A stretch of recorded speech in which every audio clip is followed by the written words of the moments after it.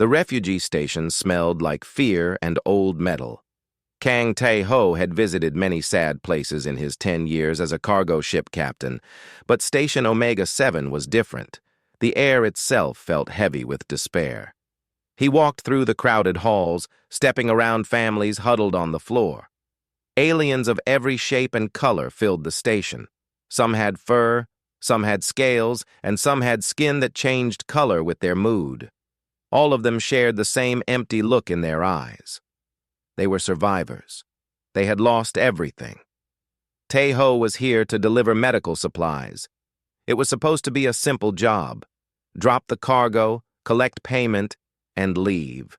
He had done it 100 times before. But something made him stop near the children's section. A small girl sat alone in the corner. She was different from the other children. While they played or cried or called for their parents, she did nothing. She simply sat with her knees pulled to her chest, staring at the wall. Her skin was silver, like moonlight on water. Her hair was white and thin, falling past her shoulders. But it was her eyes that made Tae-ho's heart stop. They were large and purple, and they held more sadness than any child should ever know. A station worker noticed him watching. The worker was a tall creature with 4 arms and blue skin. His name tag said, Processing Assistant Keth. "Do not waste your time," Keth said. "That one is broken." Tae-ho frowned. "Broken? She is a child, not a machine." Keth made a sound that might have been a laugh. "She is Valorian, the last one.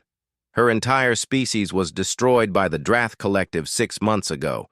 Every planet, every colony, every ship. Gone. She is the only survivor." Tae-ho looked back at the girl. She had not moved at all. "Why is she alone? Where are the adoption officials?" "They came. 12 different species sent representatives." Keth shook his head. "None of them wanted her. Valorians are considered bad luck now. A cursed species. No one wants to bring that into their home." "That is cruel." "That is reality." Keth began to walk away. "Also, Valorians are empaths. They absorb the emotions of those around them. That child has absorbed nothing but death and grief for 6 months. She is damaged beyond repair. Best to leave her alone." Tae-ho did not leave. He stood there for a long time, watching the girl who had no one. He thought about his own childhood. He thought about the times he had felt alone and afraid. He had always had someone to hold him. This girl had no one. He walked over to her slowly. She did not look up. He sat down on the floor a few feet away from her, keeping a respectful distance. "Hello," he said softly. "My name is Tae-ho. I am a human." The girl did not respond. She did not even blink. "I know you probably cannot understand me," Tae-ho continued, "but I want you to know that I see you. You are not invisible. You matter." For just a moment, the girl's purple eyes moved toward him. Then they returned to the wall. Tae-ho sat with her for an hour. He did not speak again. He simply stayed.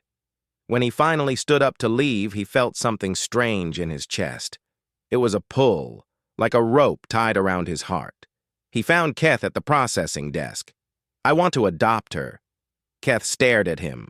Then he laughed. It was not a kind laugh. "You? A human? Adopt an alien child? That has never been done." "Then I will be the first." "It is not possible. The laws do not allow it. Cross-species adoption requires approval from the Galactic Union, psychological evaluations, home inspections, species compatibility tests, and about 200 other things that take years to complete." "I will do all of it." Keth stopped laughing. He studied Tae-ho's face carefully. "You are serious." "I have never been more serious in my life." "Why? You do not know this child. She is not your species. She cannot even speak to you. Why would you want this burden?" Tae-ho thought about the question. He thought about the girl's empty eyes. He thought about how the entire galaxy had looked at her and seen nothing worth saving. "Because someone should," he said. Because she deserves to know that she is not alone. Because I looked at her and I saw my daughter." Keth was silent for a long moment. Then he sighed and pulled out a data pad. "The forms are here. There are 1,047 of them. The process will take months, maybe years. You will face opposition from every direction. The Galactic Union does not like change. They will fight you. I do not care. You will have to prove that humans are capable of raising an empath child. No human has ever done this. There is no research, no data, nothing to support your case." "Then I will create the data." Keth handed him the data pad. "The girl's name is Lyra. She is 7 years old. Her parents, her siblings, her entire extended family, all dead. She watched her world burn from an escape pod. She was alone in space for 3 days before rescue ships found her." Tejo felt tears forming in his eyes. He blinked them away.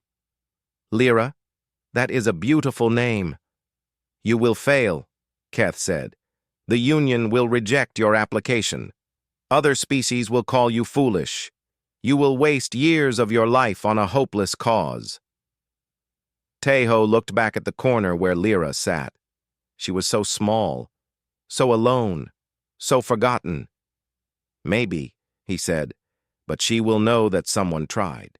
She will know that one person in this entire galaxy thought she was worth fighting for. Even if I fail, she will have that." He began filling out the first form. Behind him, in her corner, Lyra slowly turned her head. For the first time in 6 months, she looked at something other than the wall. She looked at the human who had sat with her. The human who had seen her. She did not understand why he had stayed. She did not understand why he had spoken to her with such gentleness. But somewhere deep inside her broken heart, something small and fragile began to wake up. It was not hope. Not yet. It was too soon for hope. But it was something. And in a universe that had taken everything from her, something was enough to keep her breathing for one more day. Tejo worked on the forms until the station lights dimmed for night cycle. When he finally looked up, he saw that Lyra had fallen asleep. It was the first time she had slept without nightmares in months. The station workers did not understand why. But Tejo did. Love had entered the room, and even the saddest girl in the galaxy could feel its warmth. 8 months passed. 8 months of forms, hearings, rejections, and appeals. 8 months of fighting a system that did not want to change. Tejo had given up his cargo routes. He had spent his savings on lawyers and travel costs. He had moved into a small room on Station Omega 7 just to be close to Lyra. His friends called him crazy. His former employers called him foolish. But he did not stop. The Galactic Union assigned Ambassador Keth to oversee the case. The same Keth who had laughed at Tejo on the first day. He was no longer laughing. Now he was angry. "This is a waste of the court's time," Keth said during the 3rd hearing. "Humans are emotionally unstable creatures. They cry at simple entertainment. They form attachments to animals and machines. They cannot control their feelings. How can such a species raise an empath child?" The judges listened and nodded. They were all aliens. None of them had ever met a human before Tejo. Tejo stood up to speak. "You say humans are emotional. You are right. We feel deeply. We love strongly. We cry when we are sad and laugh when we are happy. But is that weakness? Or is it exactly what a child who has lost everything needs?" The judges murmured among themselves. "Lyra is an empath," Tejo continued. "She absorbs the emotions of those around her.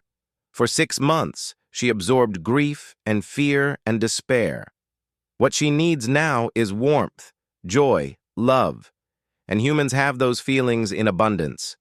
Keth interrupted. "There is no scientific evidence that human emotions would help a Valorian empath." "Then let me provide evidence." A door opened, and a young woman walked in. She had the same kind eyes as Tejo. This was Yun Hana, his younger sister. She was a xenobiologist who had spent her career studying alien species. Ha-Na presented her research to the court. She showed brain scans, emotional readings, and biological data. She explained that Valorian empaths were designed to connect with other species. They needed emotional input to survive. Without it, they would slowly fade away. Human emotions are unique, Ha-Na said. They are intense, varied, and constant. Other species feel happiness or sadness in response to specific events. Humans feel these things all the time for no clear reason. They feel joy just because the sun is shining. They feel love for strangers they have never met. This constant emotional warmth would be like medicine for a Valorian child. The judges considered her words. They asked many questions. They argued among themselves for hours. In the end, they reached a decision. Provisional custody would be granted. Tae-ho could take Lyra home, but the Union would monitor them closely. If Lyra showed any signs of decline, the custody would be revoked. It was not a full victory, but it was enough. Tae-ho did not celebrate. He went straight to Lyra's room. During the 8 months of legal battles, he had visited her every single day. At first, he was not allowed inside, so he sat outside her window. He brought small gifts and left them at her door. A paper crane he had folded himself. A drawing of Earth's oceans. A small device that played the sound of rain.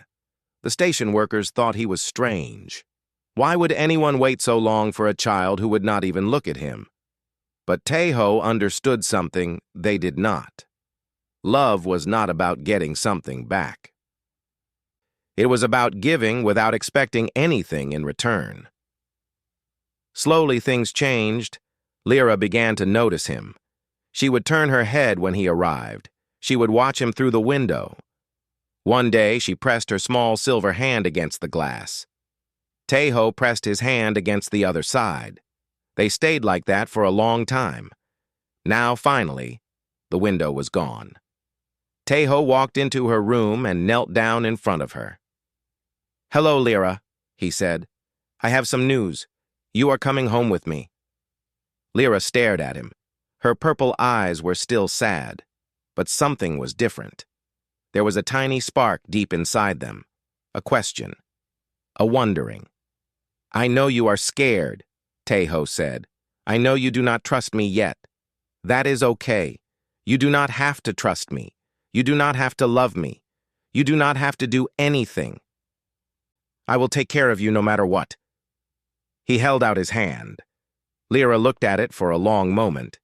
Then slowly, she reached out and took it. Her hand was cold. Her grip was weak, but she was holding on. Tae-ho smiled.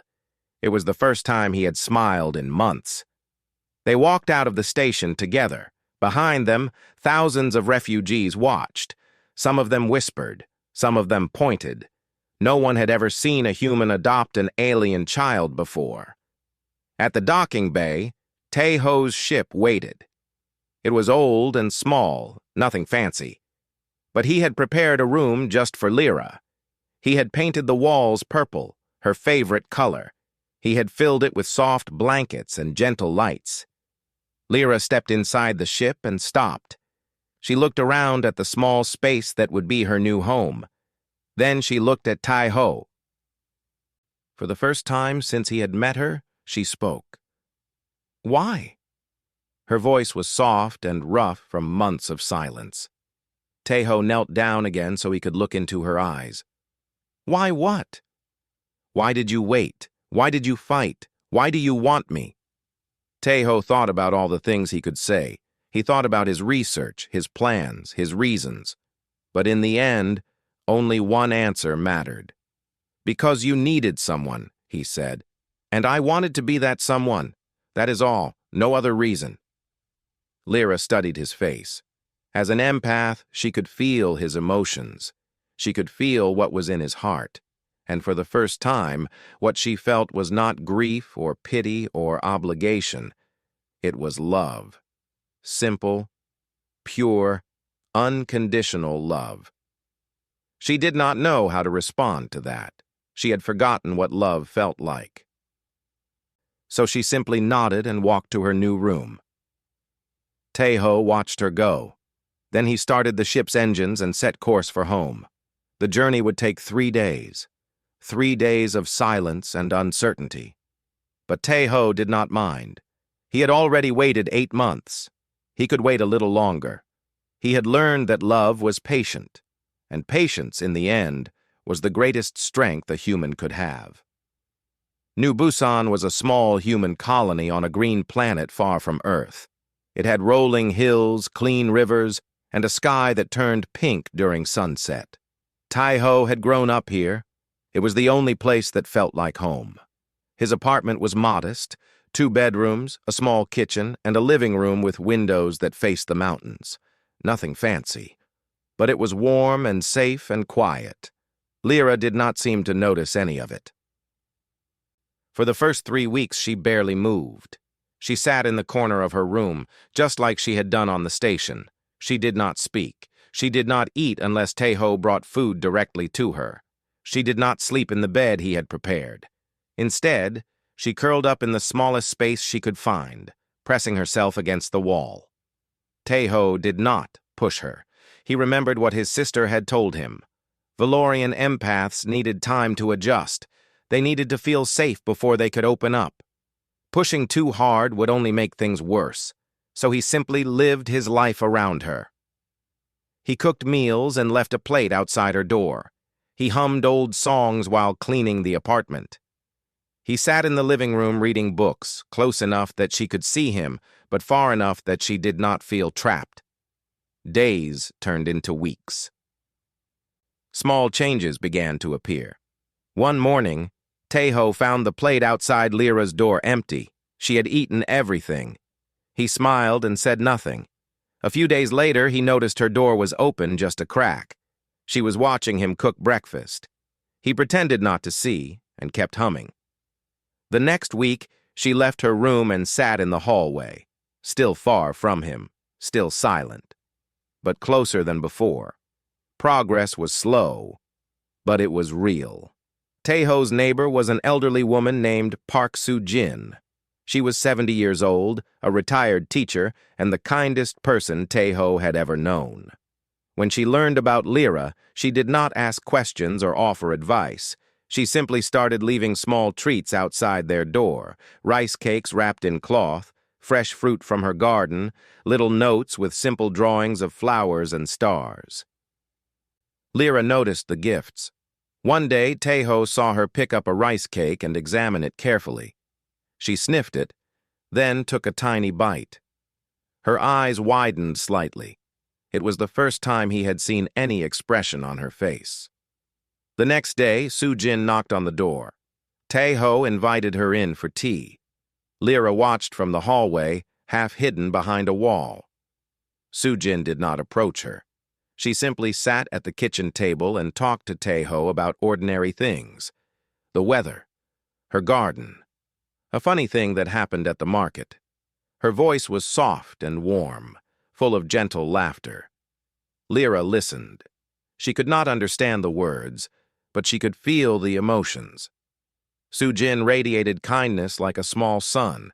There was no sadness in her, no fear, no hidden anger. Just peace and warmth.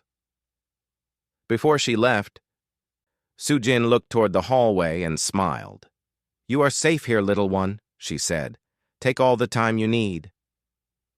That night, Lyra slept in her bed for the first time. Another neighbor joined their small circle. His name was Bae-jun-woo, and he was 10 years old. He lived with his parents in the apartment below. At first, he was scared of Lyra. He had never seen an alien before. But children are curious creatures. One day, Jun-woo knocked on the door and asked if the silver girl could play. Tae-ho looked at Lyra. She was standing in the living room now, no longer hiding. Her eyes were fixed on Jun-woo with something like wonder. "That is up to her," Tae-ho said. Jun-woo walked inside slowly. He stopped a few feet from Lyra and held out a small ball. I do not know if you play catch, he said, but it is fun. You throw it, and then I throw it back. Do you want to try? Lyra stared at the ball. Then she reached out and took it from his hands. For a moment, nothing happened. Then slowly she tossed the ball back to Junwoo. Her throw was weak and clumsy, but it was a throw. Junwoo grinned. Good job. Now I throw it to you. Ready? They played catch for almost an hour. Lyra did not smile or laugh, but she kept playing. And when Junwoo finally went home for dinner, she stood at the window and watched him leave. That night, there was a thunderstorm. The rain hit the windows like tiny fists, and lightning turned the sky white. Thunder shook the walls. Taeho woke up to find Lyra standing beside his bed. She was shaking so hard that her teeth chattered. Her eyes were wide with terror. He did not ask questions. He simply lifted the blanket and made room for her. Lyra climbed in and pressed herself against him. She was so cold, so small. He wrapped his arms around her and held her close. You are safe, he whispered. I am here. Nothing will hurt you. The thunder roared again. Lyra flinched and buried her face in his chest.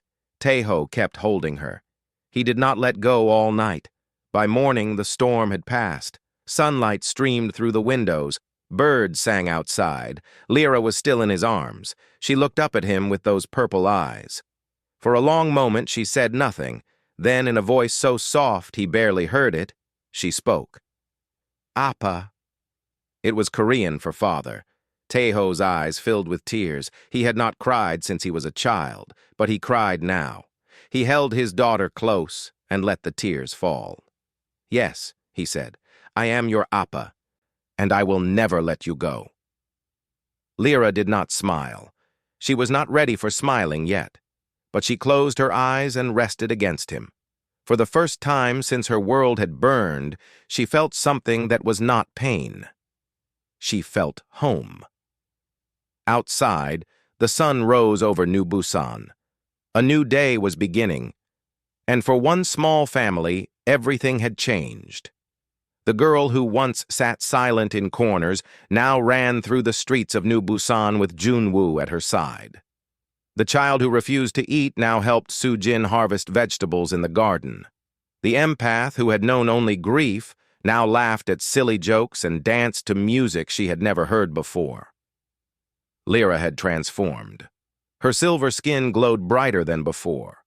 Her white hair had grown long and thick, often braided by Soo-jin's gentle hands.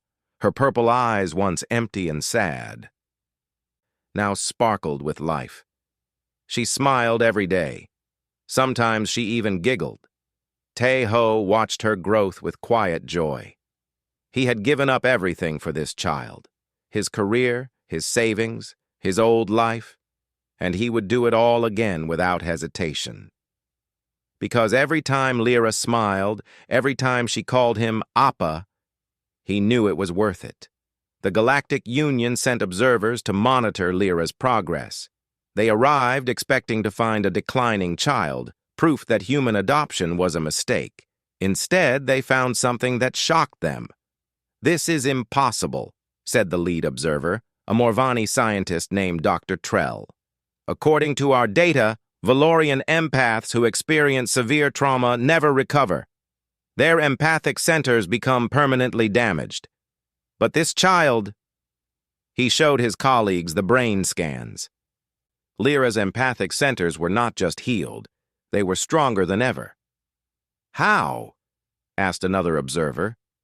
Dr. Trell had no answer, but Lyra did. Humans feel different, she told them during one of their observation sessions. Her galactic standard was still imperfect, but she could communicate now. Other species have feelings that are quiet and controlled, like still water, but humans, their feelings are like rivers, always moving, always strong.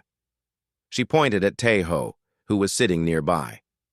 When Appa is happy, I feel warmth. When he is worried, I feel it like a hug. Even his sad feelings are soft. They do not hurt like the sad feelings I felt before. The observers exchanged confused looks. "Can you explain more?" Lyra thought carefully. "Before, when everyone around me was scared and sad, their feelings were sharp. Like knives. They cut into me. I could not stop them. But human feelings are different. They are strong, but they are not sharp. They wrap around me like blankets. Even when Appa is sad, his sadness does not hurt me. Because underneath his sadness there is always love." The observers were silent. They had studied hundreds of species. They had never heard emotions described this way. Dr. Trell wrote a paper about his findings. He called it Human Emotional Resonance as Therapeutic Intervention. The paper spread across the galactic networks faster than anyone expected. For the first time, the galaxy began to see humans differently. Before, humans were considered primitive. Their planet was small. Their technology was basic. Their lifespans were short. Other species saw them as young and foolish, too emotional to be trusted with important matters. Now scientists and philosophers began to ask new questions. What if human emotions were not a weakness?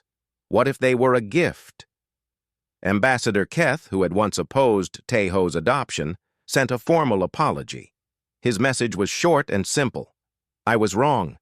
You have proven something that changes everything. I am sorry for doubting you."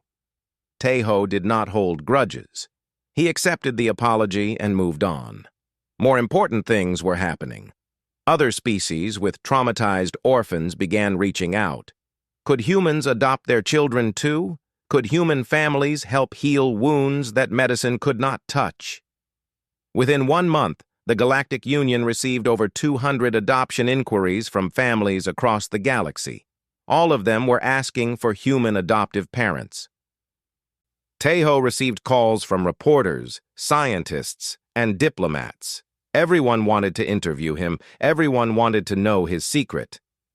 "There is no secret," he told them all. "I just loved her. That is all I did. I stayed with her. I did not give up. I let her know she was not alone. Any human would have done the same."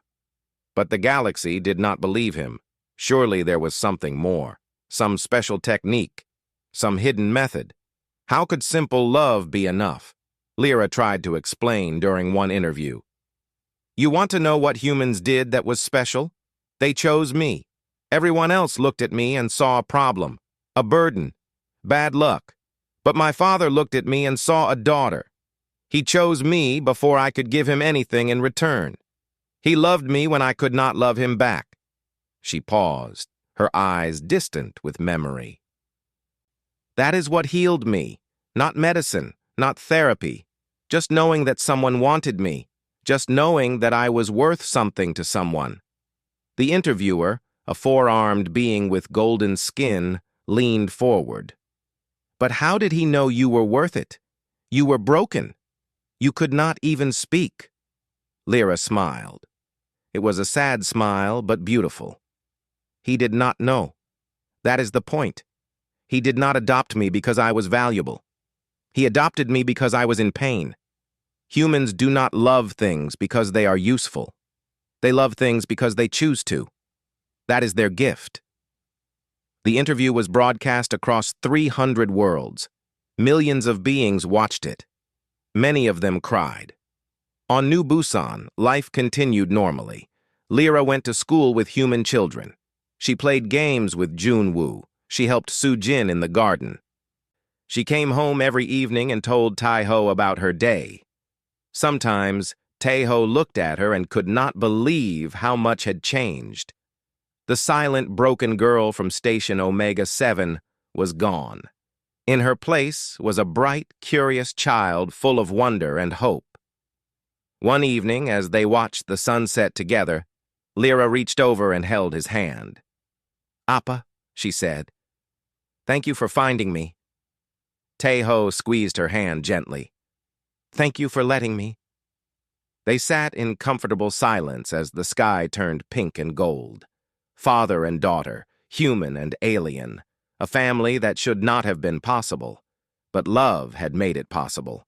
And somewhere across the galaxy, other children were waiting, broken, forgotten, alone, just like Lyra had been.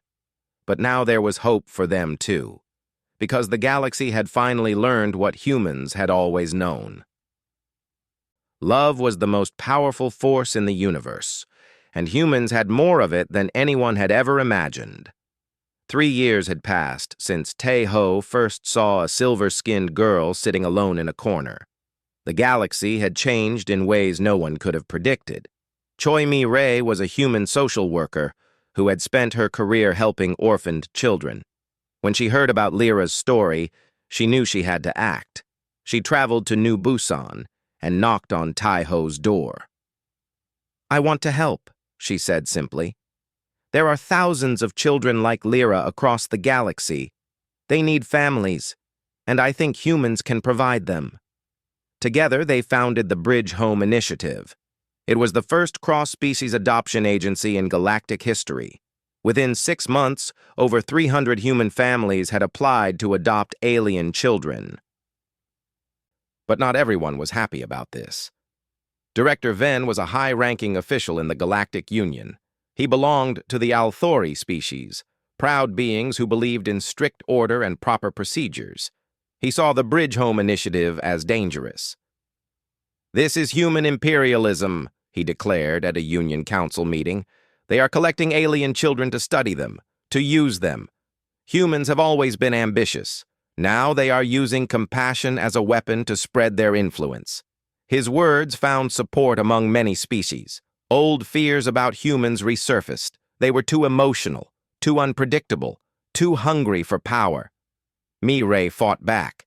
She presented data, statistics, and testimonials. She showed videos of human families welcoming alien children into their homes. She proved that every adoption was voluntary, transparent, and carefully monitored. But words could only do so much. Director Ven demanded proof.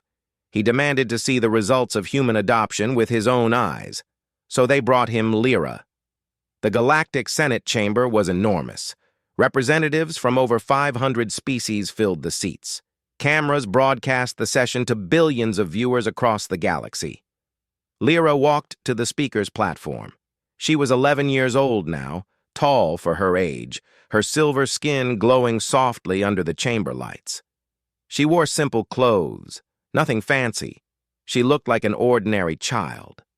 But when she spoke, the galaxy listened. "My name is Lyra," she began. Her voice was clear and steady, her galactic standard now perfect. "I am the last Valorian. 3 years ago, I was the saddest child in the galaxy. My world was destroyed. My family was killed. Everyone who looked like me, talked like me, and shared my history was gone. I was alone in a way that most of you cannot imagine." She paused and looked around the chamber. Hundreds of alien eyes watched her. "I sat in a refugee station for 6 months. 12 species sent adoption officials. All of them looked at me and walked away. They said I was broken. They said I was bad luck. They said I was not worth saving." Her voice wavered slightly, but she continued. "Then a human came. He was not rich or powerful. He was just a cargo ship captain with a small apartment and a kind heart. He looked at me and saw something different. He saw a child who needed love. And he decided to give me that love, even when everyone told him it was impossible." Lyra turned and pointed at Tae-ho, who was sitting in the front row. "That man is my father. He fought for 2 years to adopt me. He gave up his job, his savings, and his old life. And he never asked for anything in return. He just wanted me to be happy." She faced the Senate again. "Director Ven says humans are collecting alien children for power or influence, but I am standing here because a human chose to love me when no one else would. That is not imperialism. That is not a weapon. That is just love." Her eyes found Director Ven in the crowd. "You are scared of humans because they are emotional. You think their feelings make them weak or dangerous. But I am an empath. I have felt the emotions of many species, and I can tell you that human feelings are not weakness, they are strength. Lyra's voice grew stronger. Human love is not logical. It does not calculate costs and benefits. It does not ask what it will receive in return. Human love simply gives. It gives without limits, without conditions, without end. That is what saved me. Not medicine, not therapy. Just a human who chose to give me everything he had. Tears began to fall down her silver cheeks, but she did not stop. If you reject the Bridge Home Initiative, you are not protecting alien children. You are abandoning them. You are telling them that they are not worth saving. You are doing exactly what those 12 species did to me on Station Omega-7. She wiped her eyes with her sleeve. But if you give humans a chance, they will surprise you. They surprised me. I thought I would never feel happiness again. I thought I would spend my life drowning in grief. But my father pulled me out of that darkness. He showed me that life could be beautiful again. Lyra looked at the cameras, knowing that billions were watching. There are children across this galaxy who are sitting alone right now, broken, forgotten, hopeless. They need someone to choose them. They need someone to love them, and humans want to be that someone. Please let them. She bowed her head and stepped back from the platform. The chamber was completely silent. Then slowly, applause began. First from the human delegates, then from others. Soon, the entire chamber was filled with the sound of clapping, stomping, and cheers. Director Venn sat frozen in his seat. He had come to destroy the Bridge Home Initiative. He had prepared arguments and evidence and allies. But how could he argue against a child's tears? How could he fight against simple truth? After a long moment, he stood up. I withdraw my opposition, he said quietly. I was wrong. He walked to where Lyra stood and bowed low. Forgive me, child. I let my fears blind me to what was right. Your words have opened my eyes. Lyra looked at him for a moment. Then she smiled and held out her hand. I forgive you. That is also something humans taught me. How to forgive. Director Venn took her hand. Cameras captured the moment. It would become one of the most famous images in galactic history. The vote that followed was almost unanimous. The Bridge Home Initiative was approved. Human families would be allowed to adopt alien children across the galaxy. In the audience, Tai-Ho watched with tears streaming down his face. His little girl, the silent child who once could not even look at him, had just changed the course of galactic history. He had never been prouder. That night, they celebrated with Mi-Ray and their friends from New Busan. Su-Jin made enough food for 20 people. Jun-Woo, now 13, kept trying to get Lyra to play games even though she was exhausted. Tae-Ho sat by the window, watching his family laugh and eat. He thought about how strange life was. One small act of love had led to this. One decision to adopt a sad little girl had started a movement that would help thousands of children. He did not feel like a hero. He was just a father who loved his daughter. But sometimes, that was enough to change the galaxy. The Drath remnant emerged from the dark spaces between stars. They were what remained of the Drath Collective, the species that had destroyed Lyra's homeworld. Most of the galaxy believed they were gone, destroyed in the war that followed their genocide. But they had survived, hidden, waiting, growing strong again. They attacked 3 colony worlds in 1 week, small settlements on the outer rim, far from the protection of the Galactic Union's fleet. They took food, fuel, and technology. They killed anyone who resisted. And then they learned about Lyra, a surviving Valorian, the last of a species they had tried to erase from existence.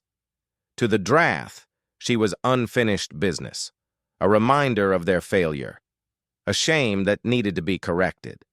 They sent an assassin to New Busan.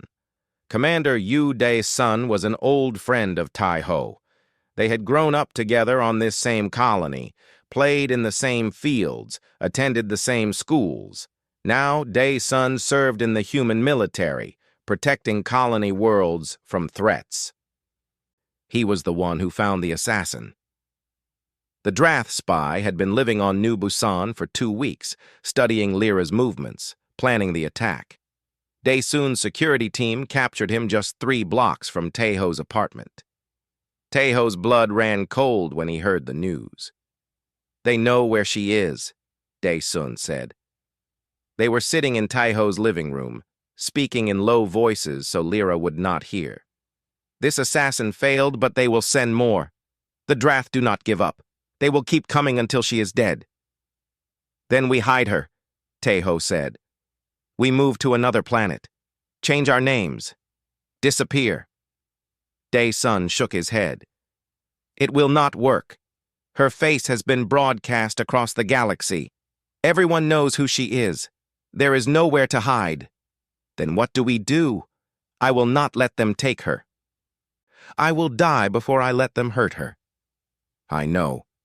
Day-Sun put a hand on his friend's shoulder. "That is why I am offering military protection.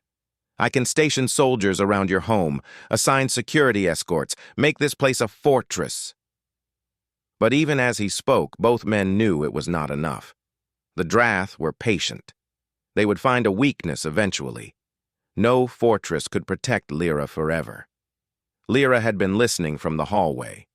She walked into the room, her purple eyes calm and steady. At 12 years old, she was no longer a frightened child. She had grown into someone brave. "I want to help," she said. Taeho stood up immediately. "No, absolutely not. This is not your fight. They destroyed my world, Appa. They killed my family, my entire species. How is this not my fight? Because you are a child. Because I am your father. Because I will not let you put yourself in danger."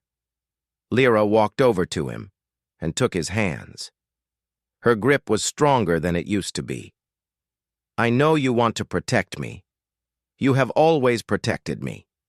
But I am not the same girl you found on Station Omega 7. You gave me something precious. You gave me strength. Now let me use it." Taeho felt tears forming in his eyes. "What can you possibly do against an army?" Lyra was quiet for a moment. Then she spoke carefully. "Do you remember what I told the Senate? That I could feel emotions? That is only half of what Valorian empaths can do." She paused. "We can also project emotions. We can make others feel what we feel."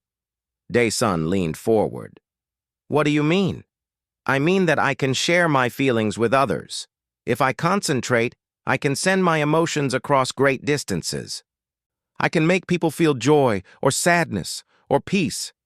I never told anyone because I was scared of my power. But now—" She looked at her father with determined eyes. "The Drath destroyed my people because they feared us. They knew that Valorian empaths could touch hearts across the galaxy. They saw us as a threat, but they were wrong about what we would do with our power." She squeezed Taeho's hands tighter.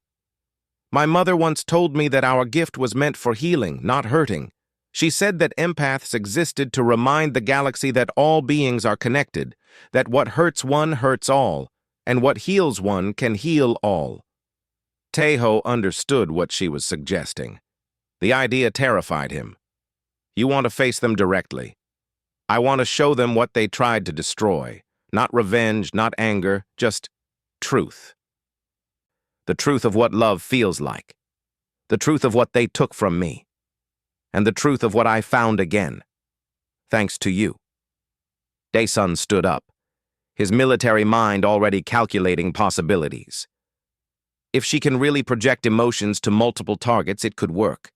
The Drath are biological beings. They have feelings, even if they suppress them. If Lyra can reach them— "She is 12 years old," Taeho shouted. "You want to send a child to face the monsters who killed her family?"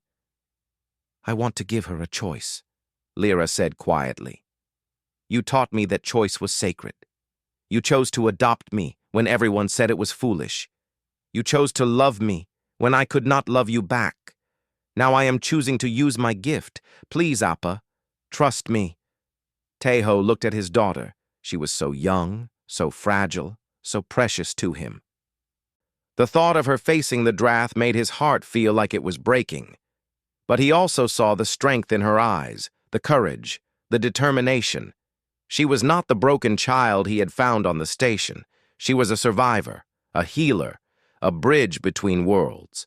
He had spent years teaching her to be brave. Now she was braver than he could ever be. "Tell me your plan," he finally said. Lyra smiled. It was a sad smile, but fierce. "We go to them. We ask for parley. And when we are close enough, I show them something they have never felt before." "What?" She looked at her father with all the love she had found in the last 5 years. "I show them what it feels like to be loved. I show them what they destroyed. And I make them understand." Day-Sun nodded slowly. "It is risky, but it might be our only chance to end this without war." Teho closed his eyes. He thought about his daughter's words. He thought about all the children across the galaxy who would suffer if the Drath continued their attacks. He thought about what kind of father he wanted to be. When he opened his eyes, his decision was made. "All right," he said, "but I am coming with you. Whatever happens, we face it together." Lyra threw her arms around him. "I love you, Appa.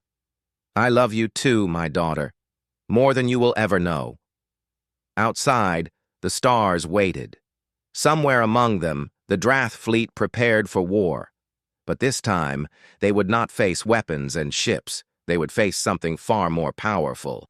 They would face the love of a father and daughter who refused to let hate win. The Drath fleet hung in space like a swarm of metal insects, 17 warships bristling with weapons, ready to destroy anything that came near. They had gathered at the edge of the outer rim, preparing for their next attack. Teho's ship approached alone, broadcasting a flag of parley on all channels. Inside the small vessel, Lyra sat in the co-pilot seat. Her eyes were closed, her breathing slow and steady. She was preparing herself for what would come. Beside her, Teho kept his hands on the controls, his heart pounding in his chest. Commander Day-Sun's voice crackled through the communication system. "You have 10 minutes before you enter weapons range. Are you sure about this?" "No," Teho admitted, "but we are doing it anyway." The Drath flagship hailed them. A cold voice filled the cockpit. "Human vessel, you have entered restricted space. State your purpose or be destroyed." Lyra opened her eyes. She nodded at her father. Teho activated the reply channel. "We are here to speak with your commander. We come in peace, under the flag of parley." Laughter echoed through the speakers. It was harsh and cruel. "Peace? You bring the last Valorian to us and speak of peace? Do you know what we did to her kind? Do you know why?" "I know," Lyra said. Her voice was calm. "You killed my family, my species, my entire world. I know exactly what you did." Silence from the Drath fleet. "I am not here for revenge," Lyra continued. "I am here to give you something you have never received. I am here to show you what you destroyed." The Drath commander's voice returned, but it was uncertain now. "What game is this? What weapon do you carry?" "No weapon. Just me, just my father, and the truth." Lyra reached out and took Teho's hand. He squeezed it gently. Whatever happened next, they would face it together. She closed her eyes again and focused. The Valorian gift flowed through her. It was not like reaching out with hands or voice. It was like opening a door inside her heart and letting the light pour out. Every happy memory, every moment of love, every gentle touch and kind word she had ever received. She gathered them all and sent them outward like a wave of warmth spreading across cold water. Across the Drath fleet, soldiers froze at their stations. Commanders stopped mid-order. Pilots released their controls. They were feeling something impossible. For the first time in their lives, they felt what it was like to be loved. Lyra shared everything. The first time Taeho sat outside her window and simply stayed with her. The morning she woke up in his arms after the thunderstorm. Sujin's gentle hands braiding her hair, Junwoo laughing as they played catch. 100 small moments that had healed her broken heart. But she also shared the pain, the grief, the loss. She showed them what it felt like to watch a world burn, to lose everyone you ever loved, to sit alone in a refugee station while species after species walked past without seeing you.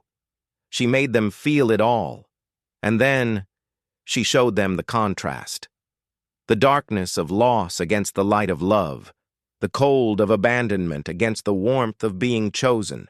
She showed them that healing was possible, that even the deepest wounds could close, that love could grow in the emptiest places. On the Drath flagship, the commander fell to his knees. Tears streamed down his face. He had not cried since he was a child. His people did not believe in tears. But he cried now. "What is this?" he whispered. "What is this feeling?" Lyra's voice echoed through the communication system, though she was barely speaking aloud. "This is what you tried to destroy. This is what Valorians protected. The ability to share hearts across the stars. The knowledge that no being is truly alone." She paused, her strength fading but her will holding firm. "You attacked my people because you feared our power. You thought we would use it against you. But we never wanted to hurt anyone. We only wanted to help others feel less alone. That is all empaths have ever wanted." The Drath commander looked at his crew. They were all frozen. Tears on their faces, overwhelmed by emotions they had never experienced. "What do you want from us?" he asked. "I want you to stop. I want you to choose something different. I want you to know that it is not too late to change. My father taught me that. He showed me that the past does not have to control the future. You have done terrible things, but you can still do good things. The choice is yours." Silence filled the vacuum of space. Then, slowly, the Drath commander spoke again. "We surrender. All ships, stand down. Lower weapons. We surrender." Taeho released a breath he did not know he had been holding. Lyra slumped in her seat, exhausted but alive. It was over. The news spread across the galaxy like wildfire. The Drath remnant had surrendered without a shot being fired. A human father and his Valorian daughter had ended a war with nothing but love. At the Galactic Senate, leaders debated what to do with the Drath. Some called for punishment, others called for mercy. In the end, a decision was reached. The Drath would be given a chance to rebuild, to join the galactic community, to heal from centuries of hatred. The Drath commander requested asylum. He asked to live among humans, to learn what they knew about love and forgiveness. His request was granted. Taeho and Lyra became legends. Stories about them spread across 300 worlds. Children who had never met a human grew up hearing about the cargo ship captain who adopted the saddest girl in the galaxy, but legends did not interest them. When the celebrations ended and the reporters went away, Taeho and Lyra returned to their modest apartment on New Busan. They had dinner with Sujin and Junwoo. They watched the sunset from their favorite spot. Life went back to normal, and that was exactly what they wanted. One evening, as they sat together on the balcony, Lyra spoke quietly. "Appa?" "Yes?" "Do you ever regret it? All the trouble I brought into your life? The legal battles, the danger, the Drath? Everything?" Taeho laughed softly. "Let me tell you something, Lyra. The day I found you on that station was the luckiest day of my life. Everything that came after, all the struggles and fears, they were worth it. Every single moment. But why? I was just a broken child. I gave you nothing but problems." Taeho turned to face her. His eyes were full of warmth. "You were never trouble, Lyra. You were always the answer to a question I did not even know I was asking. I was searching for purpose, for meaning, for something worth living for. And I found you. Lyra felt tears forming in her eyes. I love you, Appa. I love you too. Always have. Always will. They watched as the sun dipped below the mountains. The sky turned gold and pink. Stars began to appear. Lyra noticed something strange. Her silver skin was glowing with a soft, warm light. It was not the cool glow she had always known. This was different. Golden. Bright. She looked at her hands in wonder. What is happening to me? Tejo smiled. I think it is your people's light. The light they carried before the war. The light of empaths who know nothing but love. Lyra remembered stories her mother had told her long ago. Valorians who lived in peace glowed golden. It was a sign of harmony, of balance, of hearts filled with joy instead of pain. She had not glowed this color since she was a baby. I thought I would never see it again, she whispered.